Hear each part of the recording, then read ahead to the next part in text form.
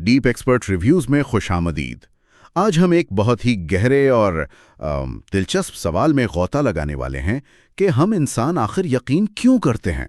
ये सवाल तो इंसानी तजुर्बे की बुनियाद है। बिल्कुल, ये मोहब्बत हो, मजहब हो, कोई सियासी नजरिया या इंसाफ का तसव्वुर, आखिर ये गैर मादी चीजें हमारी जिंदगी पर इतना गहरा असर कैसे डालती हैं। और इसी सवाल की तह तक पहुंचने के लिए आज हम माहिर बशरियात ऑगस्टिन फोएंस की किताब हम क्यों यकीन करते हैं का जायजा लेंगे। जी, why we believe, evolution and the human way of being. ये किताब दावा करती है कि यकीन कोई हादसा नहीं बल्कि हमारे इंसान बनने के सफर का एक लाजमी हिस्सा है। और शुरू करने से पहले एक छोटी सी वजाहत जरूरी है। हाँ, ये ऑडियोज मस्नूई ज़हानत के जरिए तैयार की गई हैं, तो मुमकिन है कि तलफ़्फ़ुज़ या अंदाज में कहीं कोई गलती महसूस हो, जिसके लिए हम पहले से माजरत खां हैं। हमारा मकसद सिर्फ इन अहम ख्यालात को सब तक पहुंचाना है। तो बात करते हैं ऑगस्टिन फोएंस की। ये इस मौजू के लिए बेहतरीन रहनुमा हैं। बिल्कुल, वो उन चंद साइंसदानों में से हैं जो लेबोरेटरी के डेटा को इंसानियत के बड़े सवालात से जोड़ने की हिम्मत करते हैं। और इनकी किताब का मरकजी ख्याल ही बहुत चौंका देने वाला है। जी, वो कहते हैं कि यकीन करना जहालत या कमजोरी की अलामत नहीं, जैसा कि अक्सर समझा जाता है। अच्छा, बल्कि ये इंसान की सबसे बड़ी ताकत है, एक इर्तिकाई खूबी जिसने हमें न सिर्फ जिंदा रहने में मदद दी बल्कि इस सैयारे की सबसे गालिब मखलूक बना दिया। मतलब ये कि यकीन कोई बग नहीं बल्कि हमारे ऑपरेटिंग सिस्टम का एक बुनियादी फीचर है। आप ऐसा कह सकते हैं। ये ख्याल ही अपने आप में बहुत ताकतवर है। किताब का दिबाचा भी एक ऐसे ही धमाकाखेज जुमले से शुरू होता है। यकीन इंसानियत की सबसे नुमाया, उम्मीद अफजा और खतरनाक सलाहियत है जो इर्तिका के नतीजे में पैदा हुई। बहुत गहरा जुमला है। लेकिन जब फुएंटेस यकीन की बात करते हैं तो उनका मतलब क्या होता है? क्या ये सिर्फ मजहबी अकीदे की बात हो रही है? नहीं, बिल्कुल नहीं। और यही इस किताब की खूबसूरती है। फुएंटेस यकीन को बहुत वसी मानों में देखते हैं। तो फिर ये है क्या?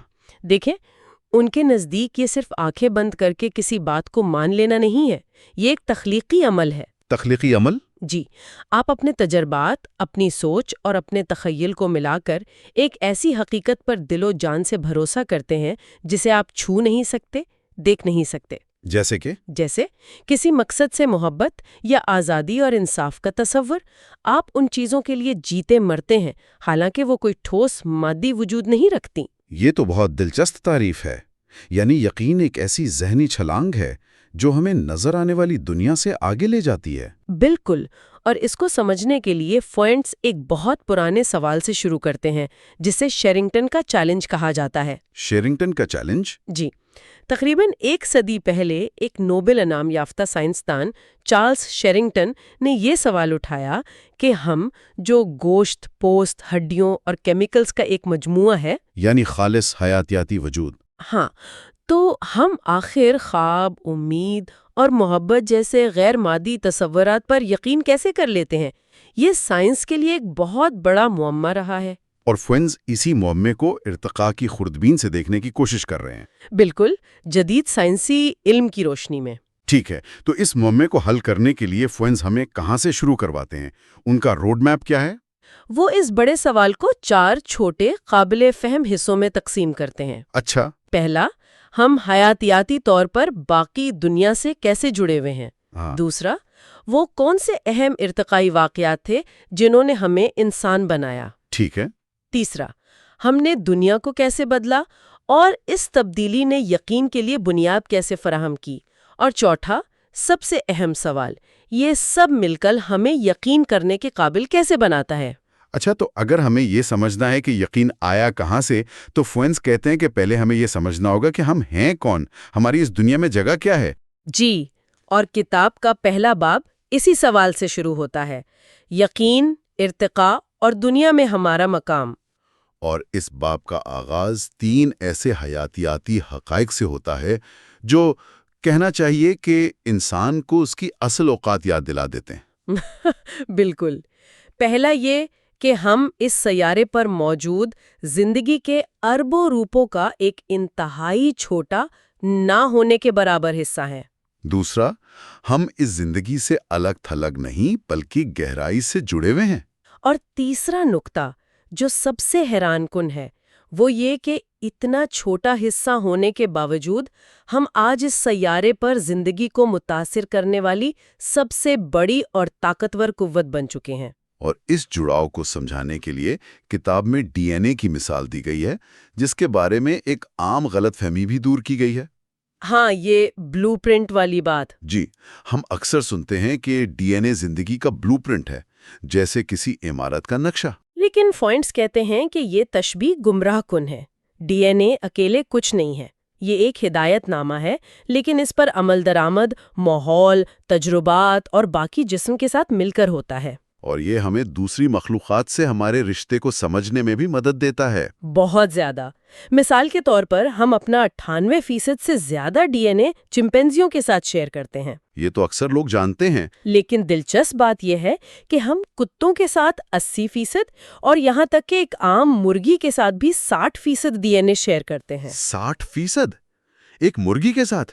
یہ جان کر تو اپنے آپ کو آئینے میں دیکھنے کا نظریہ ہی بدل جاتا ہے۔ مطلب ہم سب ایک ہی زندگی کے درخت کی مختلف شاخیں ہیں۔ بالکل، اور ہماری سب سے قریبی شاخ ہے پرائمیٹس کی، یعنی بندر اور بن مانس۔ جی، فوائنٹس کہتے ہیں کہ اگر آپ نے انسان کو سمجھنا ہے تو پہلے پرائمیٹس کی سماجی زندگی کو سمجھیں۔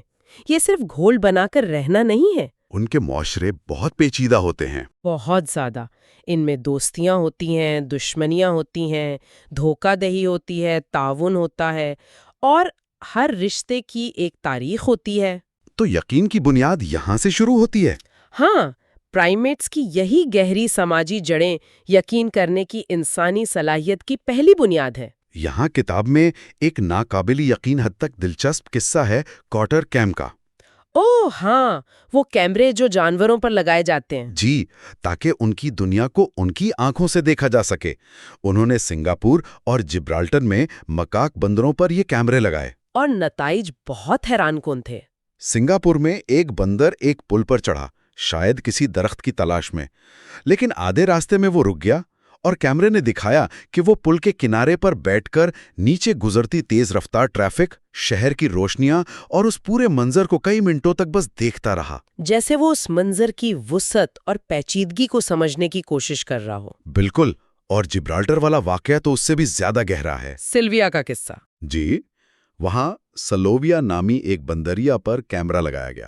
دن بھر کی بھاگ دوڑ کے بعد شام کے وقت وہ جبرالٹر کی چٹان پر ایک ایسی جگہ جا کر بیٹھی جہاں سے بحیرہ روم، شمالی افریقہ کا ساحل اور غروب ہوتا سورج کا شاندار منظر نظر آ رہا تھا۔ اور وہ بس دیکھتی رہی۔ کیمرے کے مطابق سلوویا کئی منٹ تک بغیر ہلے جلے خاموشی سے اس منظر میں کھوئی رہی۔ یہ بات تو دماغ ہلا دیتی ہے۔ تو مطلب جب ہم کسی خوبصورت منظر کو دیکھ کر دنگ رہ جاتے ہیں یا کائنات کی وسعت کو سوچ کر ایک عجیب سی ہیبت محسوس کرتے ہیں، تو فوائنٹس یہ کہہ رہے ہیں کہ یہ جذبہ شاید ہم نے اپنے بندروں جیسے آباء و اجداد سے وراثت میں پایا ہے۔ بالکل، اور یہی کتاب کا مرکزی نقطہ ہے۔ یقین کوئی ایسی چیز نہیں جو آسمان سے اتری ہو، اس کی جڑیں لاکھوں سال پرانی ہیں۔ تو وہ لمحہ جب سلوویا نے غروب آفتاب کو دیکھا، فوئنس کے مطابق وہ ایک ابتدائی روحانی یعنی پروٹو اسپرچول لمحہ ہو سکتا ہے۔ یہ جمالیاتی حس اور خوف و ہیبت کا وہ بنیادی جذبہ ہے جس پر بعد میں انسانوں نے مذہب، محبت اور قوم پرستی جیسی بڑی بڑی عمارتیں کھڑی کی۔ یہ پہلی اینٹ تھی۔ واہ! لیکن ظاہر ہے ہم صرف غروب آفتاب دیکھنے والے بندر تو نہیں ہیں، ہماری کہانی اس سے آگے بھی جاتی ہے۔ بہت آگے جاتی ہے۔ یہ تو صرف بنیاد تھی۔ ہماری اپنی ارتقائی شاخ، جسے ہومینن کہتے ہیں، تقریباً 8 سے 10 ملین سال پہلے الگ ہوئی۔ اور ہماری کہانی کا پہلا بڑا موڑ تب آیا جب ہمارے آباء و اجداد جیسے لوسی کی نسل نے 2 ٹانگوں پر چلنا شروع کیا۔ اس ایک تبدیلی نے سب کچھ بدل دیا۔ اس نے ہمارے ہاتھوں کو آزاد کر دیا اور ہم نے دنیا سے تعامل کا ایک بالکل نیا طریقہ سیکھا۔ اور شاید گروہوں میں تعاون کرنا بھی سیکھا۔ یہ بہت اہم نقطہ ہے۔ اس کی ایک بہترین مثال AL333 نامی ایک فوسل سائٹ ہے۔ یہ ایتھیوپیا میں ہے، ٹھیک؟ جی، وہاں ایک ہی جگہ سے 17 آسٹرالوپیتھیکس افراد کی باقیات ملی ہیں، جن میں بوڑھے، جوان اور بچے بھی شامل ہیں۔ تو اس سے کیا ثابت ہوتا ہے؟ فوائنٹس کا نظریہ یہ ہے کہ یہ کوئی حادثہ نہیں تھا۔ شاید وہ کسی بڑے شکاری جانور کے حملے میں ایک دوسرے کو بچاتے ہوئے مارے گئے۔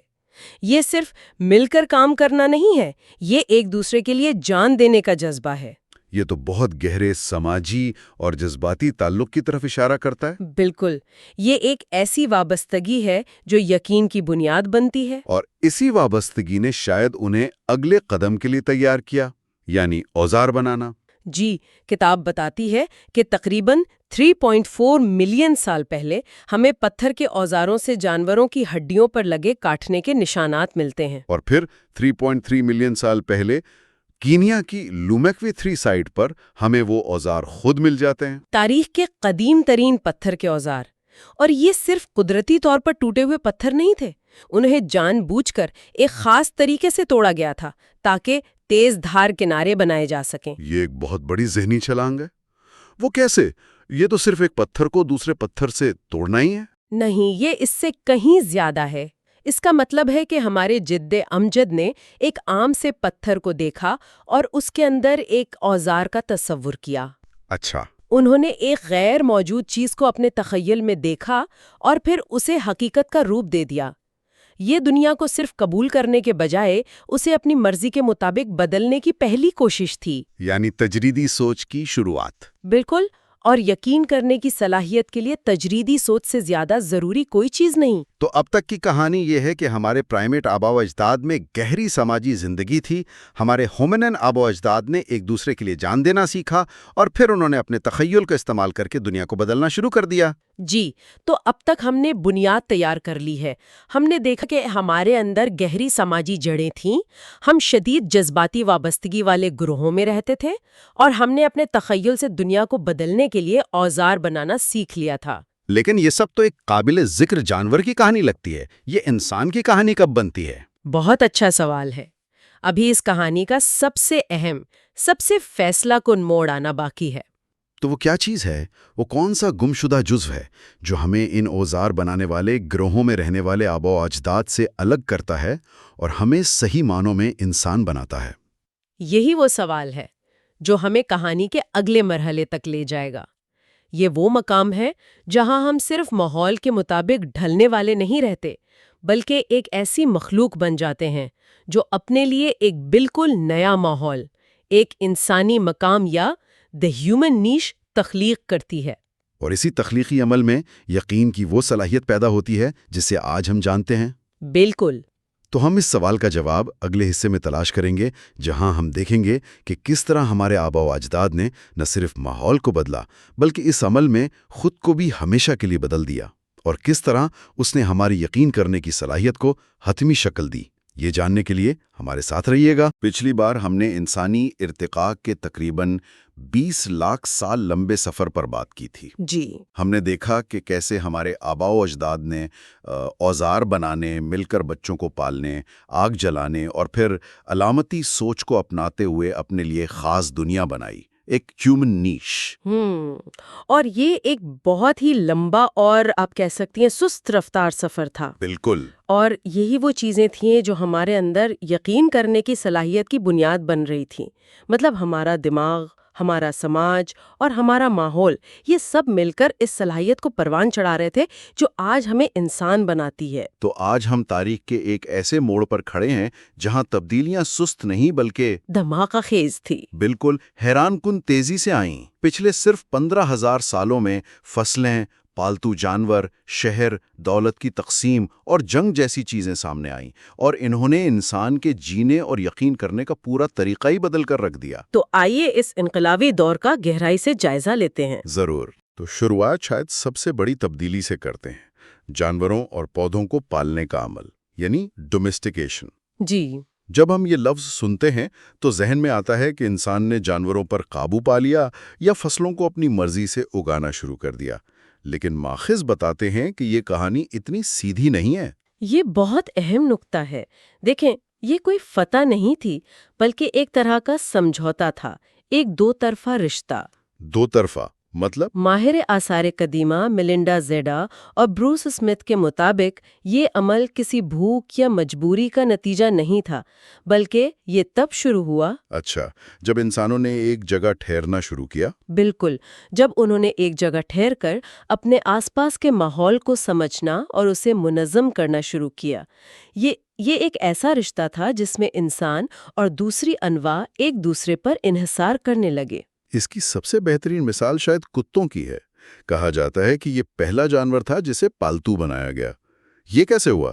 کیا کسی نے ایک دن سوچا کہ چلو بھیڑیے کو پکڑ کر پالتے ہیں؟ نہیں، بالکل نہیں۔ یہ ایک بہت ہی سست اور آپ کہہ سکتی ہیں غیر ارادی عمل تھا جو شاید 25,000 سال پہلے شروع ہوا۔ 25,000 سال؟ جی، ہوا یوں کہ بھیڑیوں کے کچھ گروہوں نے انسانی بستیوں کے قریب رہنا شروع کر دیا کیونکہ وہاں انہیں شکار کے بعد بچا ہوا گوشت آسانی سے مل جاتا تھا۔ اچھا۔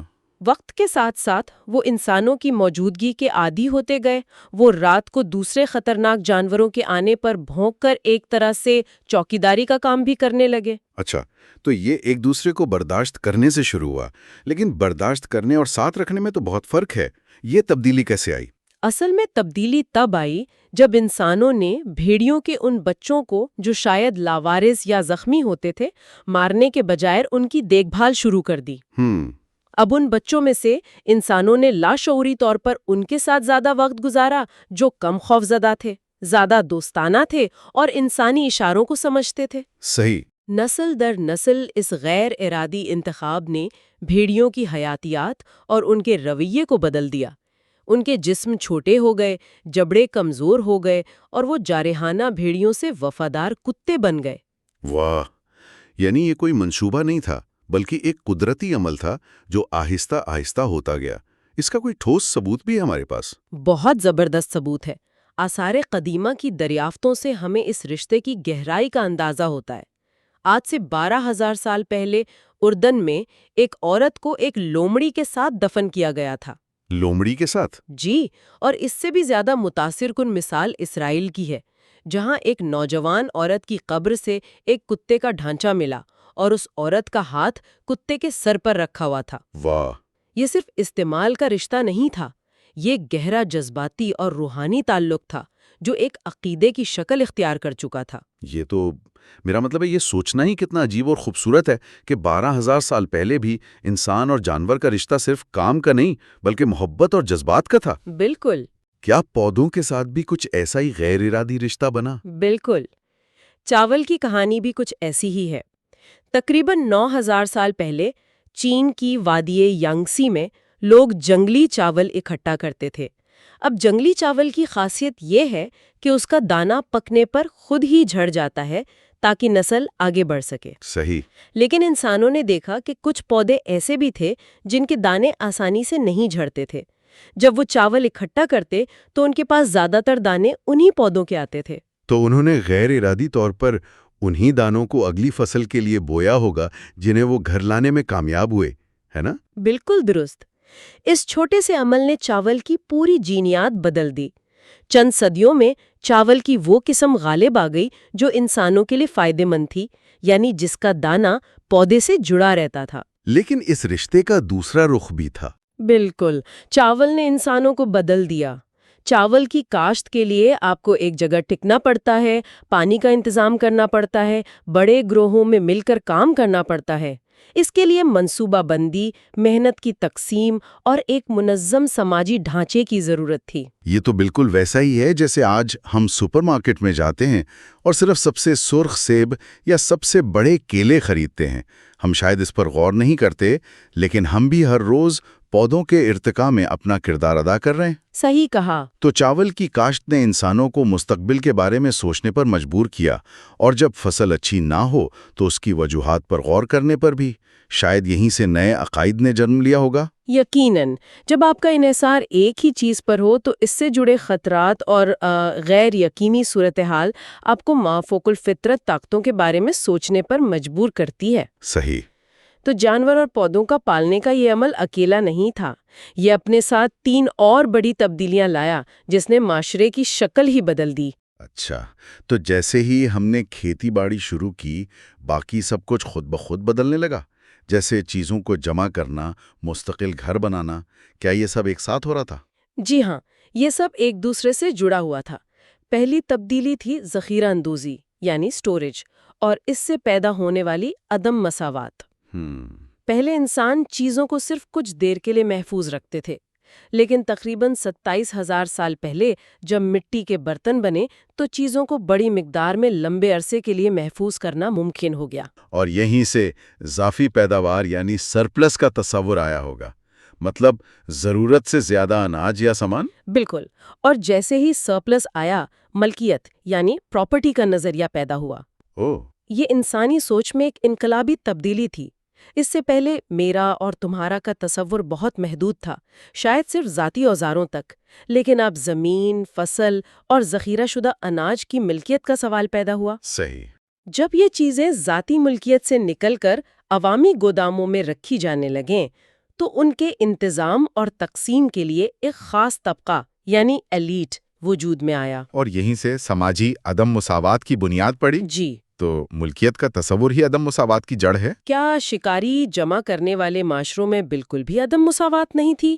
مطلب کیا کچھ شکاری دوسروں سے بہتر نہیں تھے یا کچھ خاندانوں کو زیادہ احترام نہیں ملتا تھا؟ فرق تھا، لیکن وہ ذاتی قابلیت پر مبنی تھا۔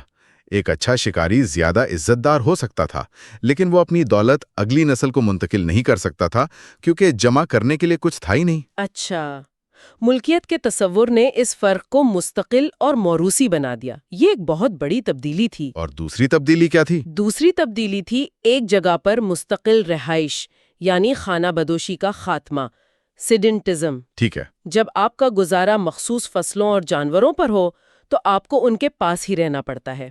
اس نے زمین کے ساتھ انسان کا رشتہ بدل دیا۔ کیسے؟ اس سے پہلے جگہیں قدرتی نشانیاں ہوتی تھیں، وہ پہاڑ، وہ دریا۔ اب جگہیں انسانوں کے بنائے ہوئے مستقل ٹھکانے بن گئیں، گھر، گاؤں اور پھر شہر۔ اس نے انسانوں کو جڑوں کا ایک ٹھوس تاریخ اور شناخت کا احساس دیا۔ اور تیسری تبدیلی؟ وہ بھی اسی سے جڑی ہوگی۔ تیسری تبدیلی تھی بڑے پیمانے پر تعمیرات، خاص طور پر یادگاری تعمیرات، ہاں۔ مونومنٹل آرکیٹیکچر۔ اچھا۔ اور اس کی سب سے حیران کن مثال ترکی میں 11,000 سال پرانی جگہ گوبیکلی ٹیپے ہے۔ گوبیکلی ٹیپے؟ میں نے اس کے بارے میں سنا ہے۔ جی، یہ ایک بہت بڑی اور پیچیدہ جگہ ہے جس میں کئی ٹن وزنی 200 کے قریب پتھر کے ستون ہیں جن پر جانوروں کی تصویریں بنی ہیں۔ لیکن سب سے عجیب بات یہ ہے کہ وہاں کسی کے مستقل رہنے کا کوئی ثبوت نہیں ملا۔ ایک منٹ، اگر وہاں کوئی رہتا نہیں تھا تو پھر اتنی محنت کیوں کی گئی؟ ہزاروں سال پہلے لوگ سینکڑوں میل دور سے آ کر یہ بھاری پتھر کیوں کھڑے کر رہے تھے؟ اس کے پیچھے کیا جذبہ ہو سکتا تھا اگر یہ زندہ رہنے کے لیے نہیں تھا؟ یہی تو سب سے دلچسپ سوال ہے۔ اس کا ایک ہی مطلب نکلتا ہے کہ یہ جگہ کسی مشترکہ مقصد کے لیے تھی۔ جیسے کوئی مذہبی مرکز؟ شاید ایک ایسی جگہ جہاں مختلف گروہ اکٹھے ہو کر رسومات ادا کرتے تھے۔ اس کی تعمیر کے لیے سینکڑوں لوگوں کے درمیان نسلوں پر محیط تعاون کی ضرورت تھی، اور ایسا تعاون صرف ایک بہت مضبوط مشترکہ عقیدے کی بنیاد پر ہی ممکن ہے۔ بالکل، یہ اس بات کا ثبوت ہے کہ بقا کی ضرورت سے بڑھ کر بھی کوئی چیز تھی جو انسانوں کو جوڑ رہی تھی۔ یہ تو ہماری سوچ کو الٹا دیتا ہے۔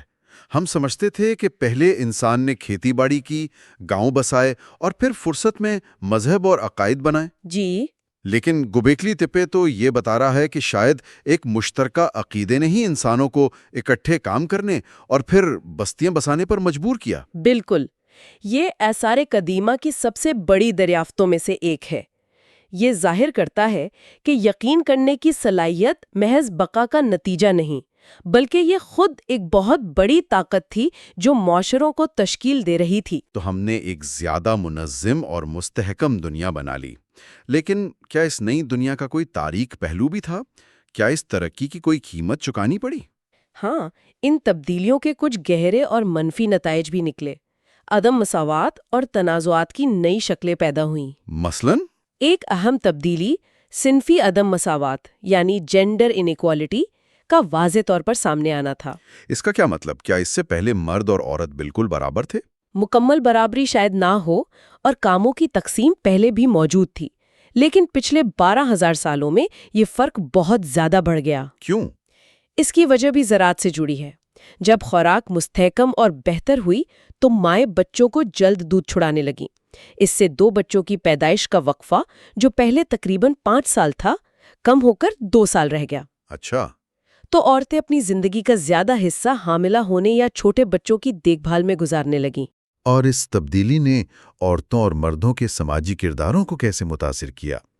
کیا یہ کوئی شعوری فیصلہ تھا کہ عورتیں گھر سنبھالیں گی اور مرد باہر کے کام کریں گے؟ نہیں، یہ شاید کوئی شعوری فیصلہ نہیں تھا، بلکہ ان معاشی تبدیلیوں کا ایک غیر ارادی نتیجہ تھا جو آہستہ آہستہ سماجی اصول اور پھر عقائد بن گئے۔ عورتوں کا کردار زیادہ تر گھر اور بچوں کی دیکھ بھال سے منسلک ہو گیا، جسے نجی دائرہ یعنی پرائیویٹ سفیر کہا جا سکتا ہے۔ صحیح۔ جبکہ مردوں کے کردار جیسے بڑے پیمانے پر ہل چلانا، بڑے جانوروں کے ریورس سنبھالنا یا دوسرے قبیلوں سے معاملات طے کرنا، عوامی دائرے یعنی پبلک سفیر سے وابستہ ہو گئے۔ اور اس نے جنس کی بنیاد پر طاقت کی ایک نئی تقسیم کو جنم دیا۔ بالکل، جس کے اثرات آج بھی ہمارے معاشروں میں موجود ہیں۔ اور اسی دور میں ایک اور خوفناک چیز نے جنم لیا، جنگ۔ یہ بات مجھے ہمیشہ حیران کرتی ہے کہ منظم اور بڑے پیمانے پر جنگ انسانی تاریخ کا کوئی بہت پرانا حصہ نہیں ہے۔ یہ بالکل درست ہے۔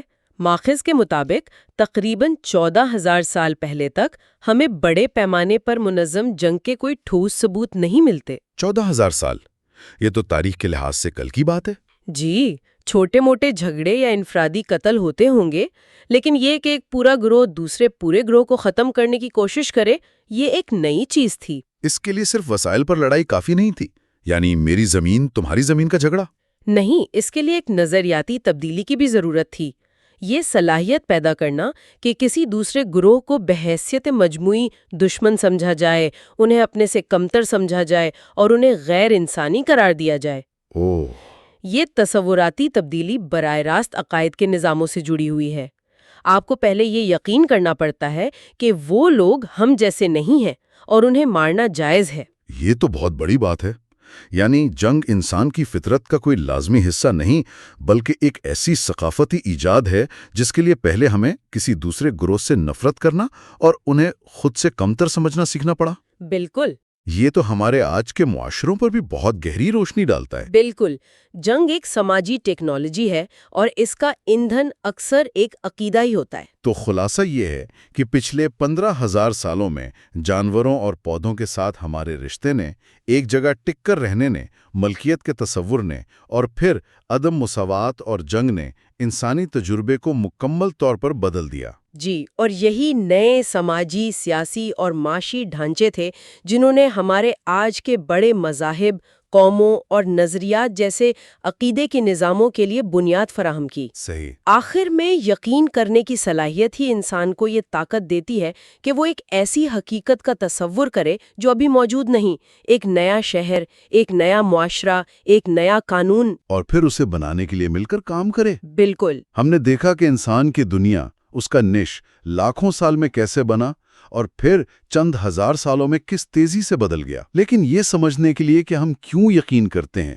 ہمیں انسانیت کی سب سے منفرد اور طاقتور ایجاد یعنی ثقافت، کلچر کو سمجھنا ہوگا۔ جی، ہماری اگلی گفتگو اسی اہم موضوع پر ہوگی۔ بالکل، اور سامعین کے لیے ایک سوچنے کی بات چھوڑے جاتے ہیں، جیسا کہ ماخوذ میں ذکر ہے، انسانی دنیا میں کوئی بھی چیز بے معنی نہیں ہے اور اس میں زیادہ تر معنی خود انسانوں کے تخلیق کردہ ہیں۔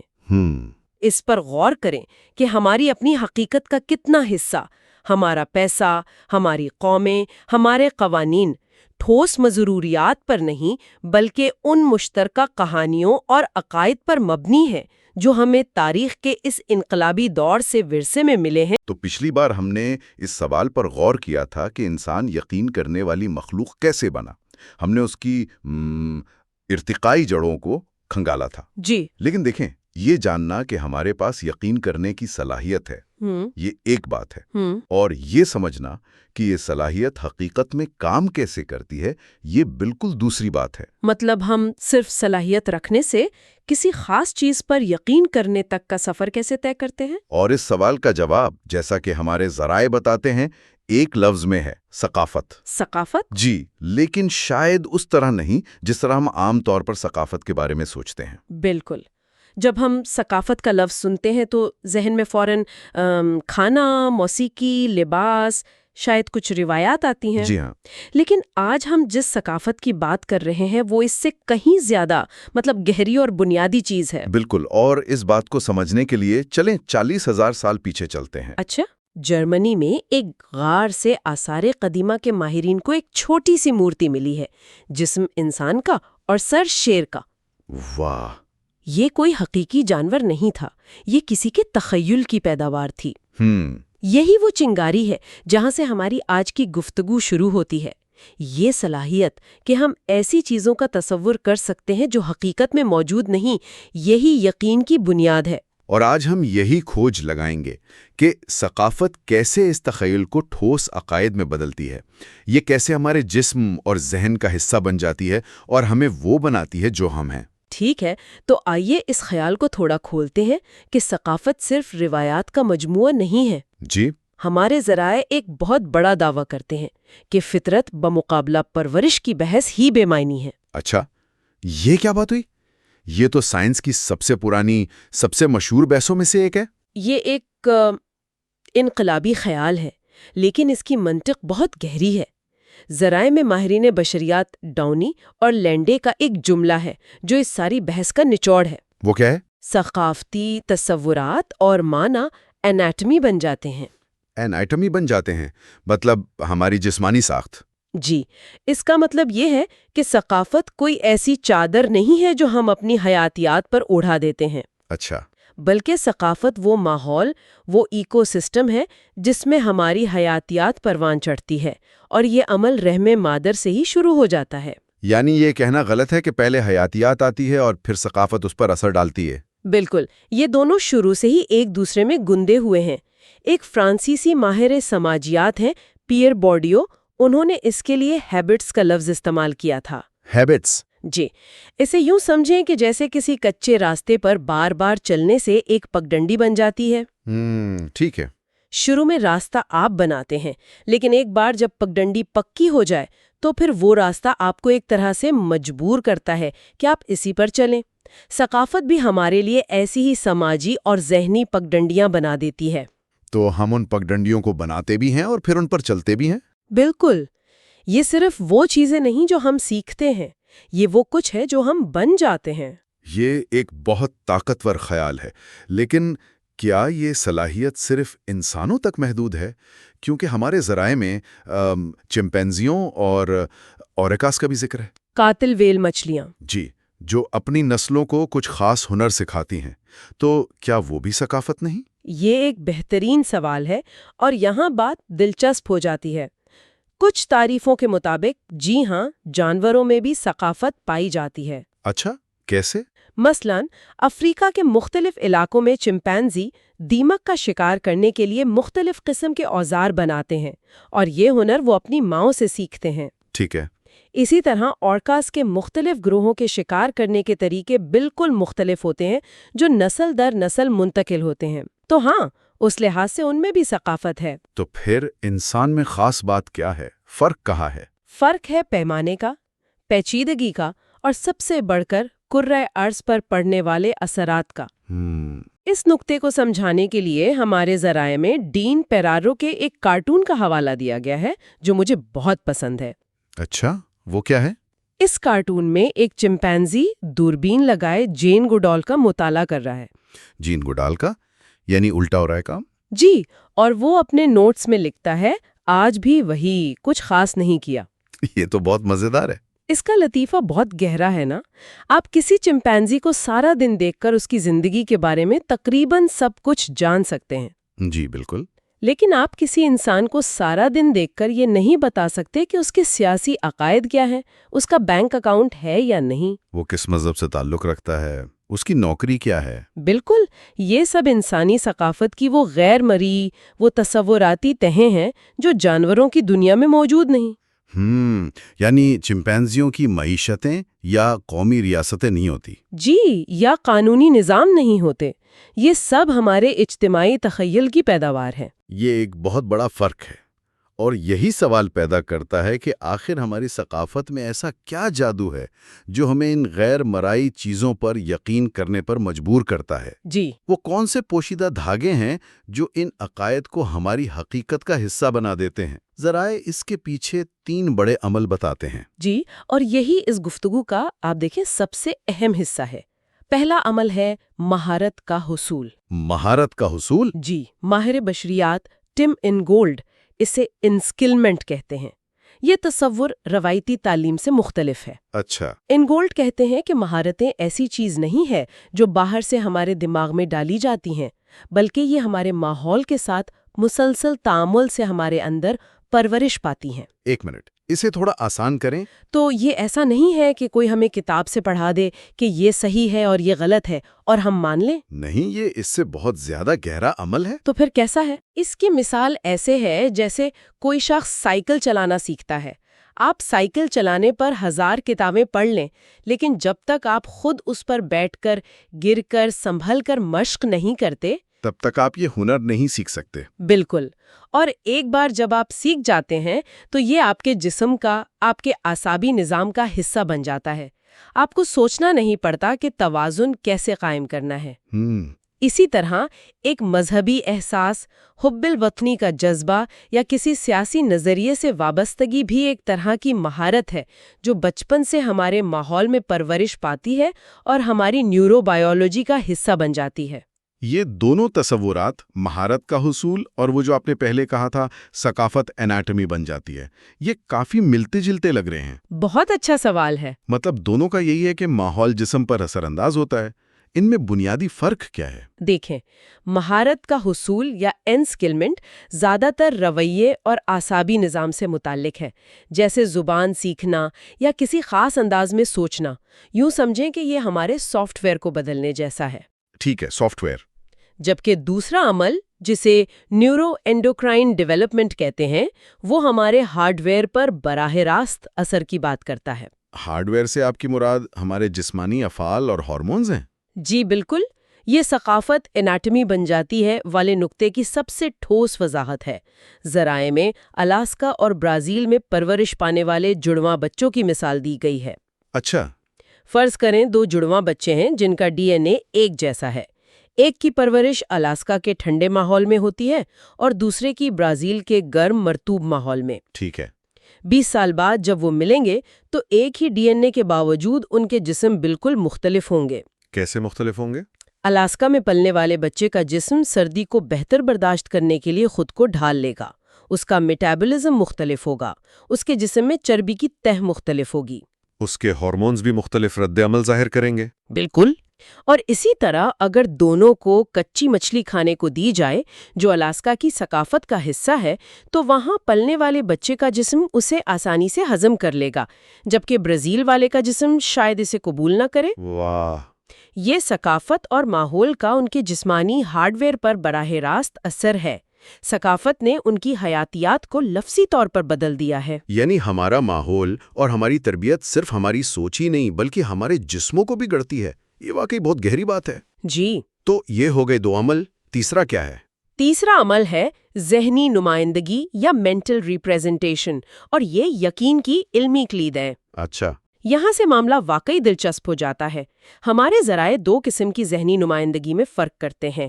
ایک ہے کیوڈ ریپریزنٹیشن، یعنی کیوٹ ریپرزنٹیشن۔ جی، اور دوسری ہے الگ تھلگ یعنی ڈیٹیچڈ ریپریزنٹیشن۔ ٹھیک ہے، یہ تھوڑا ٹیکنیکل لگ رہا ہے۔ ان میں کیا فرق ہے؟ اشارے سے وابستہ نمائندگی بہت سادہ ہے۔ یہ تقریباً تمام جانوروں میں ہوتی ہے۔ آپ ایک سیب دیکھتے ہیں، یہ ایک اشارہ ہے۔ اور آپ کو اسے کھانے کا پچھلا تجربہ یاد آ جاتا ہے۔ بالکل، یاد ماضی کے تجربے کی ہے لیکن اس کا محرک حال میں موجود ہے۔ لیکن الگ تھلگ نمائندگی وہ ہے جو انسانوں کو منفرد بناتی ہے۔ وہ کیسے؟ یہ ایسی چیزوں کا تصور کرنے کی صلاحیت ہے جو اس وقت ہمارے سامنے موجود نہیں ہے، جو ماضی میں بھی شاید کبھی موجود نہیں تھیں اور مستقبل میں بھی شاید کبھی موجود نہ ہوں۔ جیسے کہ وہ 40,000 سال پرانی شیر اور انسان کی مورتی؟ بالکل، یا جیسے 12 بازوؤں والا پروں والا آکٹوپس۔ ہاں، مجھے نہیں معلوم کہ یہ کوئی خواب ہوگا یا ڈراؤنا خواب، لیکن بات سمجھ میں آ گئی۔ تو ہمارا دماغ ایک ایسی حقیقت کی مشین ہے جو صرف موجودہ چیزوں کو نہیں بلکہ ممکنہ اور ناممکن چیزوں کو بھی پروسیس کر سکتی ہے۔ جی، اور یہ صلاحیت ہمارے دماغ کے ارتقاء، خاص طور پر ہمارے فرنٹل لوبز اچھا، فرنٹل لوبز۔ جی، اور سیریبیلم کی ترقی سے منسلک ہے۔ یہ ہمیں مستقبل کی منصوبہ بندی کرنے، ماضی سے سیکھنے اور سب سے اہم متبادل حقیقتیں بنانے کی اجازت دیتی ہے۔ ایک منٹ، تو یہ صرف فینٹیسی یا افسانوں کی بات نہیں ہے؟ نہیں، بالکل نہیں۔ تو اس کا مطلب تو یہ ہوا کہ پیسے کا تصور یا انسانی حقوق کا نظریہ، جی، یا کسی کمپنی کا قانونی وجود، یہ سب الگ تھلگ نمائندگی کی مثالیں ہیں۔ یہ وہ چیزیں ہیں جن پر ہم سب اجتماعی طور پر یقین کرتے ہیں، حالانکہ ان کا کوئی طبعی وجود نہیں ہے۔ 100 روپے کا نوٹ تو صرف کاغذ کا ٹکڑا ہے۔ بالکل، آپ نے اس کی روح کو پکڑ لیا۔ یہی وہ صلاحیت ہے جس نے انسانی تہذیب کی بنیاد رکھی ہے۔ قومیں، کارپوریشنز، قانون، مذاہب، معیشتیں، یہ سب ہماری الگ تھلگ نمائندگی کی صلاحیت پر قائم اجتماعی کہانیاں ہیں۔ اور ہم ان کہانیوں پر یقین کرتے ہیں اور اسی لیے وہ ہمارے لیے حقیقت بن جاتی ہیں۔ جی، وہ حقیقت بن جاتی ہیں۔ تو آئیے ان سب باتوں کو جوڑتے ہیں۔ اگر ہماری ثقافت ہمارے دماغ کے سافٹ ویئر اور جسم کے ہارڈ ویئر دونوں کو از سرنو ترتیب دیتی ہے، اور ساتھ ہی ہمارے دماغوں کو ایسی چیزوں کا تصور کرنے کی طاقت دیتی ہے جو طبعی طور پر موجود نہیں ہے، تو اس سے ہمارے عقائد کی حقیقت کے بارے میں کیا پتہ چلتا ہے؟ یہ ہمیں اس اہم ترین مانو شاستریہ قول تک لے جاتا ہے۔ ثقافتی تعمیرات ان لوگوں کے لیے حقیقی ہوتی ہیں جو ان پر یقین رکھتے ہیں۔ یہ سننے میں تو بہت گہرا لگتا ہے، لیکن اس کا عملی مطلب کیا ہے؟ کیا یہ کہنے کا ایک اور طریقہ نہیں کہ یہ سب صرف آپ کے دماغ میں ہے؟ نہیں، یہ اس سے بالکل الٹ بات ہے۔ اچھا؟ جب ہم کہتے ہیں کہ یہ حیاتیاتی اور اعصابی طور پر حقیقی ہے، تو اس کا مطلب ہے کہ یہ صرف دماغ میں نہیں ہے، کیونکہ دماغ جسم یا دنیا سے الگ کوئی چیز نہیں ہے۔ اگر کوئی شخص کسی نظریے پر پختہ یقین رکھتا ہے تو اس کے دماغ میں واقعی ایسی جسمانی تبدیلیاں آتی ہیں جو کسی دوسرے شخص کے دماغ میں نہیں ہوں گی۔ یہ صرف سوچ کا ایک پیٹرن نہیں ہے، یہ نیورل پاتھ ویز کا ایک مضبوط پکا راستہ بن جاتا ہے۔ اچھا، تو اسی لیے کسی کا ذہن بدلنا اتنا مشکل ہوتا ہے۔ آپ صرف ایک خیال سے نہیں بلکہ اس کی بائیولوجی سے بحث کر رہے ہوتے ہیں۔ بالکل یہی مطلب ہے۔ ذرائع میں ایک بہترین مثال دی گئی ہے۔ یقین کرنے کی صلاحیت ہماری انگلیوں کی طرح ہے۔ انگلیوں کی طرح؟ جی، یہ ایک ارتقائی تحفہ ہے۔ یہ ہمارا ایک بنیادی حصہ ہے جو دنیا میں ہماری رسائی کو ناقابل یقین حد تک بڑھا دیتا ہے۔ یعنی جس طرح انگلیاں ہمیں اوزار پکڑنے اور دنیا کو بدلنے کی طاقت دیتی ہیں، اسی طرح یقین کرنے کی صلاحیت ہمیں اجتماعی کہانیاں بنانے اور مل کر کام کرنے کی طاقت دیتی ہے جو ہم اکیلے کبھی نہیں کر سکتے تھے۔ تو خلاصہ یہ ہے کہ یقین کرنے کی صلاحیت تو عالمگیر اور حیاتیاتی ہے، لیکن ہم کیا یقین کرتے ہیں اس کی تشکیل ہماری ثقافت کرتی ہے۔ جی، اور وہ ثقافت لفظی طور پر ہمارے جسم و جان کا حصہ بن جاتی ہے۔ تو آئیے اپنے سفر کا جائزہ لیتے ہیں۔ ہم نے یقین کی ارتقائی صلاحیت سے آغاز کیا اور اب ہم نے دیکھا کہ صلاحیت کو عملی جامہ پہنانے کا طریقہ کار ثقافت ہے۔ یہ ایک متحرک نظام ہے جو ہمارے جسموں اور ذہنوں کو جسمانی طور پر تشکیل دیتا ہے اور ہمیں الگ تھلگ تصور کی وہ ناقابل یقین صلاحیت عطا کرتا ہے جس سے ہم نے تہذیبیں کھڑی کی ہیں۔ اور اس سے ایک بہت اہم سوال پیدا ہوتا ہے۔ اب جب ہم یہ سمجھ گئے ہیں کہ ہم کیسے یقین کرتے ہیں، تو ہم یہ دیکھنا شروع کر سکتے ہیں کہ ہم کیا یقین کرتے ہیں۔ اچھا، ذرائع بتاتے ہیں کہ عقائد کے بڑے بڑے نظام جیسے مذہب یا معیشت ایک اجتماعی تخیل کے سوا کچھ نہیں ہے۔ تو اگلی بار ہم اسی فریم ورک کو انسانی تاریخ کے چند سب سے طاقتور اجتماعی تخیلات پر لاگو کریں گے اور دیکھیں گے کہ مذہب، معیشت اور محبت جیسی چیزیں کیسے ہماری حیاتیات اور ہماری حقیقت کو تشکیل دیتی ہیں۔ جی، یہ بہت دلچسپ ہوگا۔ جاتے جاتے ایک سوچ چھوڑے جاتے ہیں۔ اگر ہمارے ثقافتی عقائد لفظی طور پر ہماری اناٹمی کا حصہ بن جاتے ہیں، ہماری حیاتیاتی حقیقت بن جاتے ہیں، تو اس وقت کیا ہوتا ہے جب دو ایسے لوگ ملتے ہیں جن کے عقائد بنیادی طور پر مختلف اور گہرائی سے ان کے وجود کا حصہ ہوں؟ یہ ٹکراؤ صرف خیالات کا تصادم نہیں ہوتا نا؟ نہیں، بلکہ دو مختلف حیاتیاتی حقیقتوں کا تصادم ہوتا ہے۔ یہ کیسا لگتا ہوگا؟ اچھا، تو پچھلی بار ہم بات کر رہے تھے کہ انسان آخر کسی چیز پر یقین کرتا ہی کیوں ہے نا؟ جی بالکل. آج ہم اسی سلسلے کو آگے بڑھا رہے ہیں اور دو سب سے بڑے کیسز کو ایک طرح سے سمجھنے کی کوشش کریں گے: مذہب اور معیشت۔ جی، اور یہ دونوں ہمیں اتنے قدرتی اور مستقل لگتے ہیں جیسے کائنات کے کوئی قانون ہو. بالکل، لیکن آج جو ذرائع ہمارے پاس ہیں وہ بتاتے ہیں کہ ان کے پیچھے ایک چھپی ہوئی کہانی ہے، ہمارے اپنے تخیل کی، ہماری امیجنیشن کی۔ تو آئیے اس پر ذرا گہرائی سے بات کرتے ہیں۔ ضرور.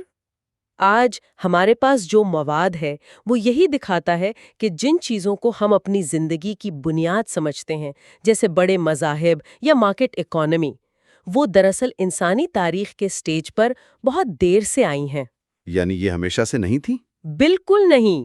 ان کی جڑیں کسی آفاقی قانون میں نہیں، بلکہ انسان کی معنی پیدا کرنے کی صلاحیت اور یقین کرنے کے ارتقائی سفر میں بہت گہرائی تک پیوست ہیں. ایک بات جو ان ذرائع کو پڑھ کر مجھے سب سے زیادہ حیران کر گئی وہ یہ تھی کہ ہم جن بڑے منظم مذاہب کو تاریخ کا ایک لازوال حصہ سمجھتے ہیں، جی جیسے عیسائیت، اسلام، ہندو مت، ہاں. تو وہ تو انسانی کہانی میں بہت بعد میں آئے، صرف 4 سے 8,000 سال پہلے۔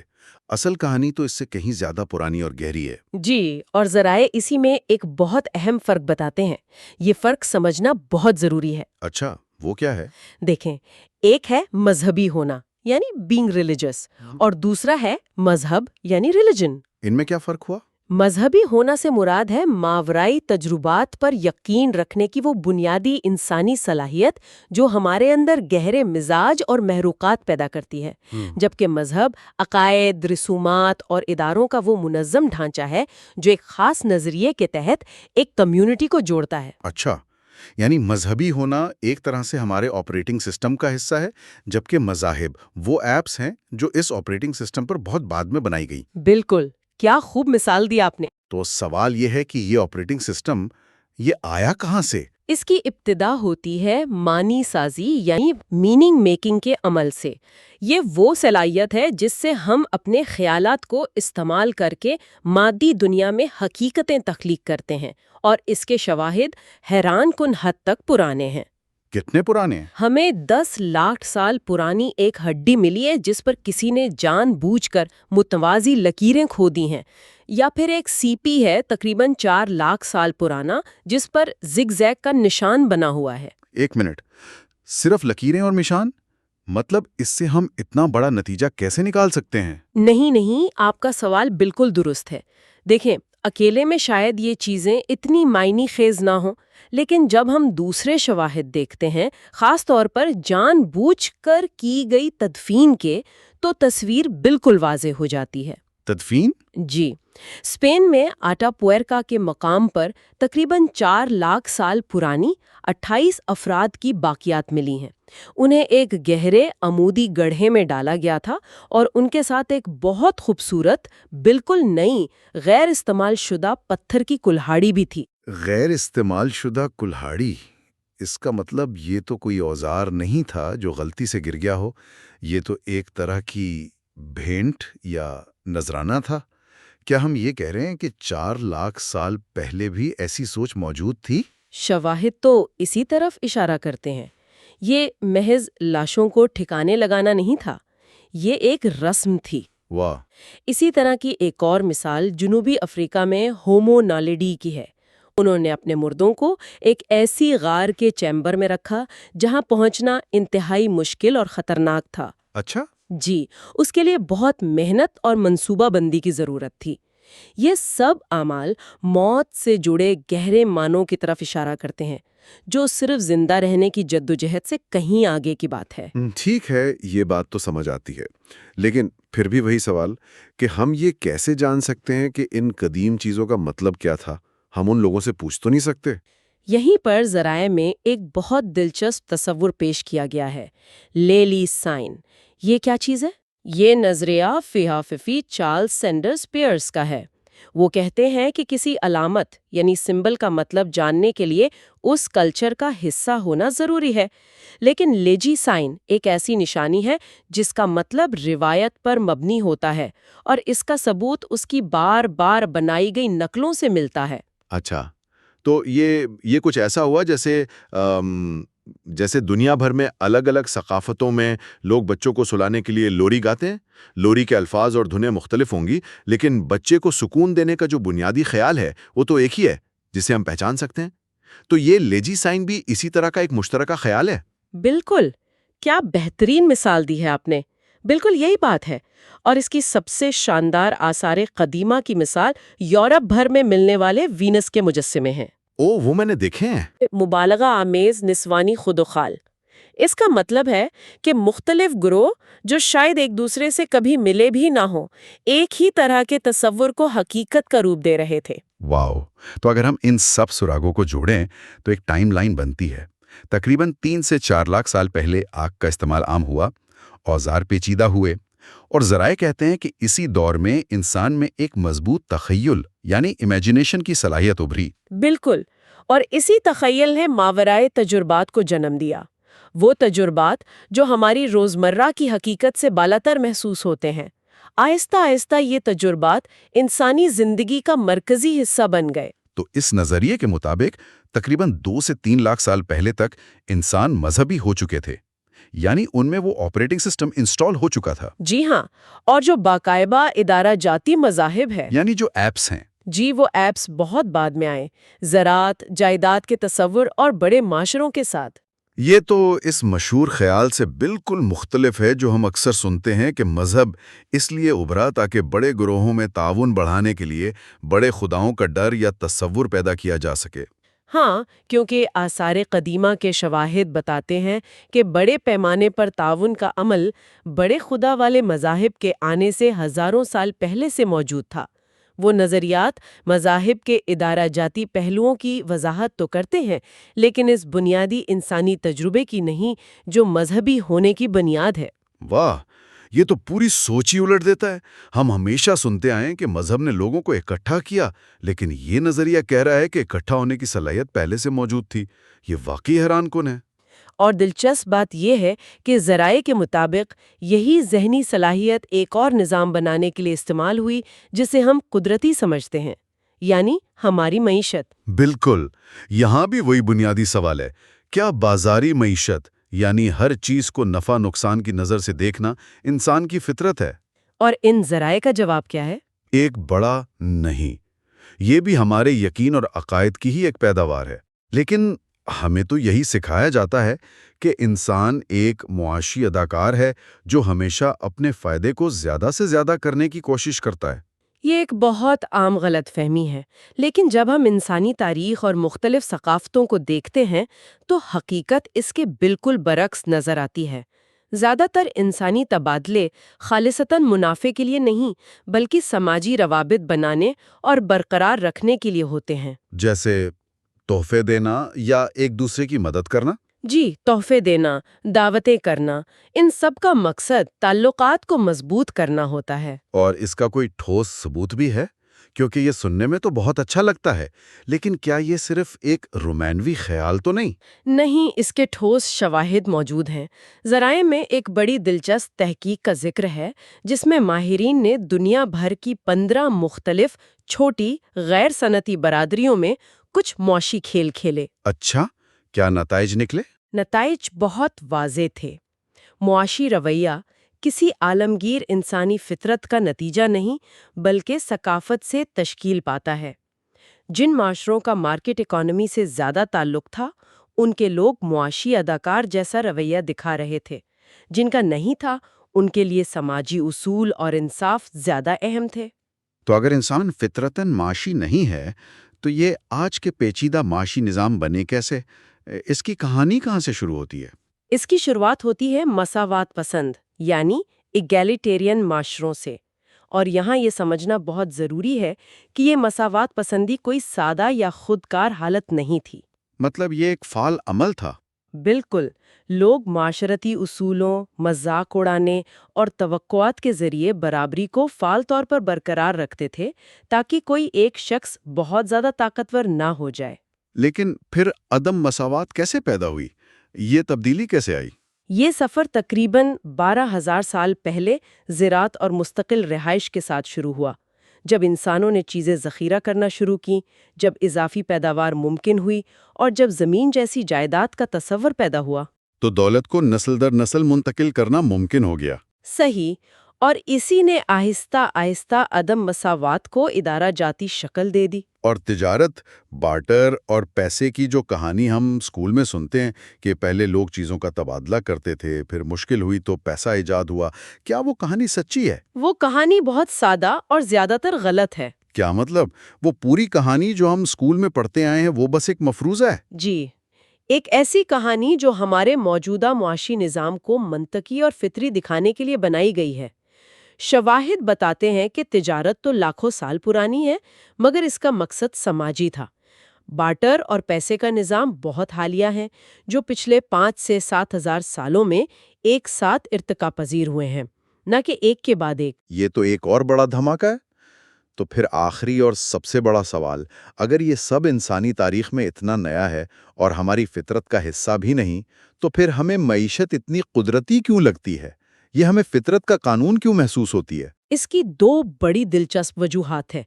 پہلی وجہ ہے لوپنگ ایفیکٹ۔ Looping effect? جی، جب ہم کسی تصور جیسے پیسے پر اجتماعی طور پر یقین کرتے ہیں تو وہ حقیقی ہو جاتا ہے۔ ہم اس کے مطابق اپنے رویے کو ڈھالتے ہیں، ادارے بناتے ہیں، قوانین لکھتے ہیں، جس سے وہ تصور مزید مضبوط ہو جاتا ہے۔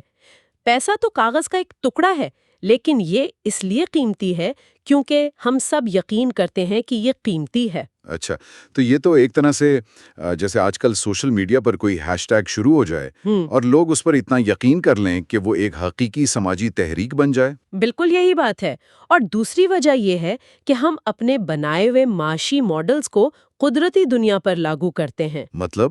مطلب ہم جانوروں کے رویے کو بھی لاگت اور فائدے کے تجزیے سے سمجھنے کی کوشش کرتے ہیں۔ جب ہم فطرت کو اس معاشی اینک سے دیکھتے ہیں تو ہمیں یہ لگنے لگتا ہے کہ پوری کائنات ہی ایک معاشی نظام کے اصولوں پر چل رہی ہے۔ اچھا، تو ہم نے ایک کھیل ایجاد کیا، اس کے اصول بنائے اور پھر پوری کائنات کو دیکھ کر کہنے لگے کہ دیکھو یہ بھی ہمارا ہی کھیل کھیل رہی ہے۔ بالکل، جبکہ حقیقت یہ ہے کہ یہ ہمارا اپنا بنایا ہوا فریم ورک ہے جسے ہم فطرت پر مسلط کر رہے ہیں، اور اس سے ہمارا یہ یقین مزید پختہ ہو جاتا ہے کہ ہمارے معاشی اصول آفاقی اور قدرتی ہیں۔ تو آج کی اس گہری گفتگو کا خلاصہ یہ ہے کہ مذہب اور معیشت، یہ دونوں عظیم و شان نظام جنہیں ہم اپنی دنیا کی بنیاد سمجھتے ہیں، وہ کوئی قدرتی یا ابدی قوانین نہیں ہے نا؟ بالکل نہیں۔ یہ انسانی تخیل، یقین کرنے کی ہماری صلاحیت اور ہماری منفرد ارتقائی تاریخ کی پیداوار ہیں۔ ہم نے معنی اور قدر کے نظام بنائے اور پھر ان پر اس قدر یقین کرنے لگے کہ وہ ہمیں فطرت کا حصہ لگنے لگے۔ اور اس میں ایک حتمی اور گہری سوچ یہ پوشیدہ ہے کہ چونکہ یہ نظام ہمارے بنائے ہوئے ہیں تو انہیں تبدیل کرنے کی صلاحیت بھی ہمارے اندر ہی موجود ہے۔ یہ ایک بہت امید افزا سوچ ہے۔ جی، یہ ہمیں اپنے حال اور مستقبل کے بارے میں سوچنے کی ایک نئی جہت فراہم کرتا ہے۔ یہ ہمیں بتاتا ہے کہ جو کچھ آج ہے وہ ہمیشہ سے ایسا نہیں تھا اور ضروری نہیں کہ مستقبل میں بھی ایسا ہی رہے۔ تو ہم نے دیکھا کہ انسانی تخیل نے مذہب اور معیشت جیسے بڑے سماجی ڈھانچوں کو کیسے جنم دیا۔ اگلی بار ہم اسی سلسلے کو آگے بڑھائیں گے اور دیکھیں گے کہ یہی انسانی صلاحیت محبت جیسے انتہائی ذاتی اور گہرے جذبے پر کیسے اثر انداز ہوتی ہے اور یہ ہمارے مستقبل کو کس طرح تشکیل دے سکتی ہے۔ آج ہمارے سامنے ایک کتاب کے آخری ابواب ہیں۔ یہ سفر محبت کی گہرائیوں سے شروع ہوتا ہے اور انسانیت کے مستقبل پر یقین کے اثرات کی ایک وسیع بحث پر ختم ہوتا ہے۔ جی، تو ان آخری ابواب کو پڑھتے ہوئے مجھے جو سب سے پہلی چیز محسوس ہوئی وہ ایک جھٹکا تھا۔ اچھا؟ جی، باب 10 میں محبت پر اتنی ذاتی، اتنی گہری بات ہو رہی ہے، اور پھر ایک دم سے باب 11 میں ہم ماحولیاتی بحران اور معاشی ناانصافی جیسے بڑے عالمی مسائل میں آ جاتے ہیں۔ بالکل بالکل، ایسا لگتا ہے جیسے آپ ایک پرسکون کمرے سے نکل کر سیدھا طوفان میں آ گئے ہوں۔ وہی تو، منتقلی بہت اچانک ہے۔ مطلب وہ جو ایک ربط ہونا چاہیے نا، وہ کہیں کھو جاتا ہے۔ صحیح کہہ رہی ہیں آپ۔ اور مسئلہ یہ نہیں کہ موضوعات غلط ہیں، کتاب کا مقصد ہی یہی ہے۔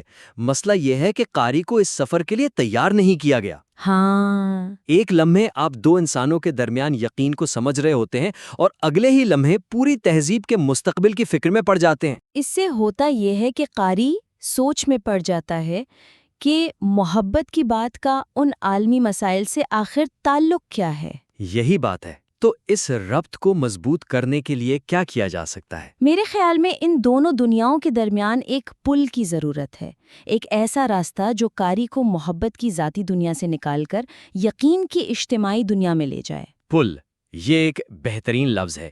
یوں سمجھے کہ مصنف کو یہ دکھانا ہے کہ یہ ایک ہی سکے کے دو رخ ہیں۔ اچھا، جس یقین کی طاقت دو لوگوں کو جوڑتی ہے، وہی طاقت جب بڑے پیمانے پر کام کرتی ہے تو معاشروں کو بنا بھی سکتی ہے اور تباہ بھی کر سکتی ہے۔ تو یہ دو الگ موضوعات نہیں ہیں بلکہ ایک ہی انسانی صلاحیت کے دو مختلف مظاہر ہیں۔ بالکل، اور اس پل کو بنانے سے قاری کو یہ اچانک والی جو کیفیت ہے نا، وہ محسوس نہیں ہوگی۔ یہ تو بہت دلچسپ ہے۔ تو عملی طور پر یہ کیسا نظر آئے گا؟ کیا ہم باب 10 کے بالکل آخر میں کچھ شامل کر سکتے ہیں؟ ہاں، یہ ایک بہت اچھا طریقہ ہو سکتا ہے۔ مثال کے طور پر باب 10 کا اختتام کچھ اس طرح ہو سکتا ہے کہ ہم نے دیکھا کہ یقین ہمارے سب سے گہرے ذاتی رشتے یعنی محبت کو کیسے شکل دیتا ہے۔ ٹھیک ہے۔ لیکن کیا ہوتا ہے جب یہی طاقتور انسانی جذبہ عالمی سطح پر کام کرتا ہے؟ اگر یقین دو لوگوں میں ہمدردی پیدا کر سکتا ہے تو یہی یقین پوری قوموں کو تباہ کن نظریات کے پیچھے بھی کھڑا کر سکتا ہے۔ واہ، یہ تو قاری کو بالکل تیار کر دے گا کہ آگے کیا آنے والا ہے۔ جی، یا پھر باب 11 کی شروعات ہی اس سے کی جا سکتی ہے۔ ابھی تو باب ایک عمومی سوال سے شروع ہوتا ہے، کیا یقین اہمیت رکھتا ہے؟ ہاں، اس کے بجائے اسے براہ راست پچھلے باب سے جوڑا جا سکتا ہے، جیسے کہ پچھلے باب میں ہم نے محبت کا جائزہ لیا، شاید وہ سب سے طاقتور یقین جو ہم ذاتی سطح پر محسوس کرتے ہیں۔ اب ہمیں ایک بڑا اور زیادہ فوری سوال پوچھنا چاہیے، کیا ہوتا ہے جب غیر متزلزل یقین کی یہی صلاحیت تہذیبوں اور ہمارے سیارے کے مستقبل کا فیصلہ کرنے لگتی ہے؟ بالکل، دونوں ہی صورتوں میں یہ کتاب کے مرکزی پیغام کو مزید گہرا اور مربوط بنا دے گا۔ اور جب قاری اس پل کو پار کر کے آخری باب میں پہنچتا ہے تو وہاں ایک اور چیلنج ہے۔ وہ کیا؟ مصنف نے مسائل کی تشخیص تو بہت اچھی کی ہے، بالی میں پلاسٹک والی کہانی بھی بہت متاثر کن ہے، لیکن باب کے آخر میں قاری کے ہاتھ میں کیا آتا ہے؟ مطلب ایک امید کے علاوہ؟ ہاں، بس ایک امید کہ ہمیں مل کر کام کرنا چاہیے۔ لیکن یہ تو سب کو معلوم ہے، اصل سوال تو یہ ہے کہ کیسے؟ یہ بہت ہی اہم نکتہ ہے، خاص طور پر جب آپ اتنے بڑے مسائل کی بات کر رہے ہوں تو صرف یہ کہہ دینا کافی نہیں ہے۔ کتاب قاری کو کوئی عملی راستہ نہیں دکھاتی۔ اور آخر میں وہ ٹوتھ فیری والی ذاتی کہانی، وہ بہت پیاری ہے، لیکن اتنے سنگین عالمی مسائل کی بحث کے بعد وہ تھوڑی غیر سنجیدہ لگتی ہے۔ جی، وہ عمل کی فوری ضرورت کے احساس کو کم کر دیتی ہے۔ قاری کتاب بند کرتا ہے اور سوچتا ہے ہاں امید رکھنی چاہیے، لیکن یہ نہیں سوچتا کہ اچھا تو مجھے کل سے کیا کرنا ہے۔ بالکل، تو اس اختتام کو محض متاثر کن ہونے کے بجائے عملی طور پر بااختیار کیسے بنایا جائے؟ میرے خیال میں بالی کی کہانی اور ٹوتھ فیری کی ذاتی یادداشت کے درمیان ایک نیا حصہ ڈالنا چاہیے، ایک عملی حصہ۔ ایک ایسا حصہ جس کا عنوان ہو یقین کو عمل میں لانا یا کچھ اس طرح کا؟ ہاں بالکل، جس میں قاری کو سوچنے کے لیے کچھ سوالات یا چھوٹے چھوٹے اقدامات دیے جائیں تاکہ وہ کتاب کے خیالات کو اپنی زندگی میں لاگو کر سکے۔ جی، مثال کے طور پر مصنف قاری سے براہ راست بات کر سکتا ہے، ہم اپنی زندگیوں میں یہ تعاون کیسے شروع کر سکتے ہیں؟ اس کی شروعات اپنی بنیادی پرستی پر سوال اٹھانے سے ہوتی ہے، چاہے وہ سائنسی ہو، سیاسی یا مذہبی۔ یہ تو بہت طاقتور ہو سکتا ہے۔ وہ کہہ سکتے ہیں آج ہی کسی ایسے شخص سے بات کرنے کی کوشش کریں جس کے خیالات آپ سے بالکل مختلف ہوں۔ مقصد بحث جیتنا نہیں بلکہ یہ سمجھنا ہے کہ ان کی مشترکہ حقیقت آپ سے مختلف کیوں ہے۔ یہ چھوٹے قدم ہے لیکن یہ قاری کو ایک فعال سوچنے والا بناتے ہیں۔ یہ کتاب کو ایک ذاتی ٹول کٹ میں بدل دے گا۔ صحیح، اور اس کے بعد ٹوتھ فیری کی کہانی کو آخر میں رکھنے کے بجائے اس عملی حصے سے پہلے استعمال کیا جا سکتا ہے، یہ دکھانے کے لیے کہ یقین ہماری زندگیوں کو بچپن سے کیسے شکل دیتا ہے۔ اور کتاب کا آخری لفظ ایک اجتماعی پکار ہونی چاہیے، ایک ذاتی کہانی نہیں۔ درست کہا۔ میں متفق ہوں۔ سائمون دی بووا کے اقتباس کے بعد مصنف کچھ اس طرح سے اختتام کر سکتا ہے، مستقبل پہلے سے لکھا ہوا نہیں ہے، اسے ان کہانیوں سے تعمیر کیا جائے گا جن پر ہم مل کر یقین کرنے کا انتخاب کرتے ہیں۔ بہت خوب۔ چیلنج صرف یقین کرنا نہیں ہے، بلکہ ایک بہتر دنیا پر اتنی شدت سے یقین کرنا ہے کہ ہم اسے اپنی مشترکہ حقیقت بنانے پر مجبور ہو جائیں۔ بہترین۔ اس طرح کتاب کا اختتام ایک منشور کی طرح محسوس ہوگا جو قاری کو عمل کے لیے تیار کرتا ہے۔ اچھا، اسی باب 11 میں ایک اور بات جو مجھے محسوس ہوئی وہ اس کے لہجے کا توازن ہے۔ مصنف کہتا ہے کہ وہ محتاط طور پر پر امید ہے، لیکن باب پڑھ کر مایوسی زیادہ محسوس ہوتی ہے۔ جی بالکل۔ ہاں بالکل ٹھیک کہہ رہی ہیں۔ یقین کے غلط استعمال کی جو 3 مثالیں ہیں نا، ماحولیاتی تباہی، ساختی عدم مساوات اور سائنس پرستی، وہ اتنی بھاری ہیں کہ بالی کی ایک مثبت کہانی ان کا وزن نہیں اٹھا پاتی۔ یہ ایسا ہے جیسے آپ ترازو کے ایک پلڑے میں 3 بہت بھاری پتھر رکھیں اور دوسرے میں صرف ایک چھوٹا سا پھول۔ توازن بگڑ جاتا ہے۔ اور اس کا نتیجہ یہ ہوتا ہے کہ قاری متاثر ہونے کے بجائے بے بسی محسوس کرتا ہے۔ اسے لگتا ہے کہ مسائل اتنے بڑے ہیں کہ ہم کچھ کر ہی نہیں سکتے، جو کہ مصنف کے اپنے مقصد کے بالکل خلاف ہے۔ تو اس توازن کو کیسے ٹھیک کیا جائے؟ کیا منفی مثالوں کو کمزور کر دیں؟ میرے خیال میں نہیں، انہیں کمزور بالکل نہیں کرنا چاہیے۔ وہ ضروری ہیں، لیکن شاید ہر منفی مثال کے ساتھ امید کی ایک چھوٹی سی کرن بھی پیش کی جا سکتی ہے۔ یہ ایک بہت ہی عمدہ خیال ہے، یہ دکھانے کے لیے کہ اندھیرے کے ساتھ ساتھ روشنی بھی موجود ہے۔ جی مثال کے طور پر جب مصنف ماحولیاتی تباہی کی بات کرتا ہے تو وہیں پر وہ پائیداری کے لیے بڑھتی ہوئی عالمی تحریکوں کا ذکر کر سکتا ہے۔ ہاں، یا سبز ٹیکنالوجی میں ہونے والی پیش رفت کا بتا سکتے ہیں۔ یہ سب چیزیں ایک مختلف مستقبل پر یقین کی وجہ سے ہی تو ہو رہی ہیں۔ بالکل۔ اور جب ساختی عدم مساوات پر بحث ہوتی ہے تو وہ نسلی اور معاشی انصاف کے بارے میں بڑھتی ہوئی عالمی بیداری کا ذکر کر سکتے ہیں۔ یہ ظاہر کرتا ہے کہ لوگ اب ناانصافی کو قبول کرنے کے لیے تیار نہیں ہیں۔